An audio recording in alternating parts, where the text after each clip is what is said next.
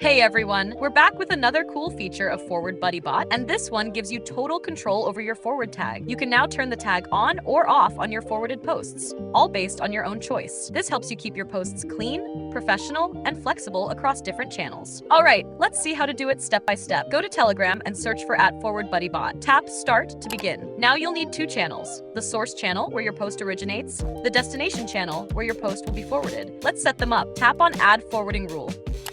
Choose with bot. Tap Select Source Chat, Add Channel. Choose your source channel.